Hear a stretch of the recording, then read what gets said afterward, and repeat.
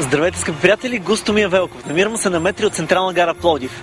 Разбрахме, че наблизо са нашите приятели пияняците, добре познати от два инцидента. Доста сте пили.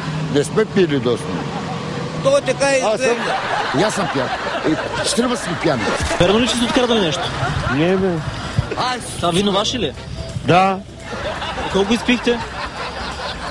Най-малко 30 грама. Една туба вино сте изпили. Не, 30 грама. 37 литра. Да. За колко време? За полунчас. Ние сме пияци.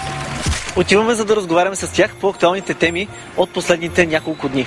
Как сте? Здравейте. Здравейте, аз съм господар на ефира. Вие сте от господарен ефир. Да, аз. Да. Познават ли ви хората по улиците така от последните дни? Всеки трети не познава. Всеки трети? Да. Всеки трети. Радват ли ви се хората така? Какви са Да, радват се и не снимат по главната, навсякъде по GSM-ите. И ние сме звезди на ефира, казват. Като стана тази катастрофа в това Боливар Руски и като казах, че бум, като парашют изчезна и хората пукат се от смяха. Ние пеше идваме той момчето с колелото. Като го прасал един път с колелото и два пъти отгоре е така, като парашют го свали. После с вас се видяхме след един инцидент с една тенджера. Така бяха ви обвинили, че сте крали тази тенджера. Тази тенджера не е крадната, просто моя приятел Златан, той късоглед. Аз съм късоглед, момче. Не мога да вижда, той само взима тенджерата да вижда, обаче е на 5 метра от татък. Аз съм малко пиян човек. Вие сте доста пиян, миришете на алкохол доста. Да, разбира се. Помняха им запити долу. Айде, линейката, че ви викат лекари. Къде е? Ние на линейка не познаваме. Ето линейка. Как ще ви познавате линейка? И сега ще се запознаете с линейката. Елате да ви запознаете. Ако обичаш, стави видите. Моля? Подай видите. Гледате ли господаря на ефира? Гледаме. Адреналинките харесват ли ви?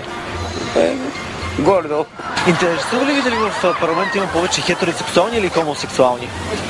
Хемосексуалните. Вие бихте ли подкрепили АБВ-то на Първанов? Щом е така лошо мисли? Не. Световният ден за борба с спина, 1 декември, в началото на месеца беше. Вие секс правите ли от време на време?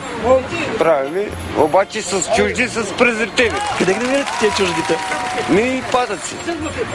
Закъсали. Е, такива. Знаете ли какво представлява болестта спин? Да. Какво е това? Спин болестта, значи това, знам го. Това е зараза нещо, ослабяваш,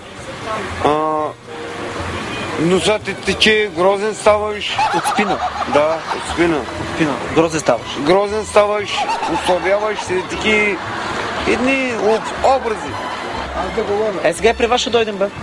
Какво мислите за Бойко Борисов? Какво лошо ви е направил на вас? Много лошо прави. Какво? По принцип. Според вас, кое е събитието, с което ще се запомни и заминаващата 2010 година? Първанов. Първанов? Да. Що? Защото е гордо настъпва. Виж. Кое е нещото, с което ще запомните изминаващата година? Ще запомним за Коледа. За Коледа да вземем малко винце, малко прожалка. Нали, на 25-ти и Коледа. Кое е нещо, с което ще запомните годината, така? Най-важното събитие за вас? Коледа и Нова година. Какво бихте препоръчали нашите зрители за коледните и новогодишните празници? Само вино за гряб. Много наши зрители питат как да се справят с махомолука. Вие какъв съвет бихте им дали?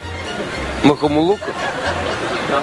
Кисело зеле или една газирна вода и се оправиш. Добре, а вие с махомолука как се справят? Моля? С махомолука как се справят? Много добре. Много добре се справят. Казвате ли си пари отроване в казаните? Достатъчно скарали. Достатъчно? Колко на ден може да стигне? 5-6 лева. 5-6 лева. Стигат ли ви на вас? Нико път. Знаеш ли коледна песен? Ама как да го знам? Весела година. Весела Коледа, бе. Червените бутушки Отропва дядо мраз. Отропва дядо мраз. Подаръци ще има за всеки от сърце. За новата година да Друслив, най...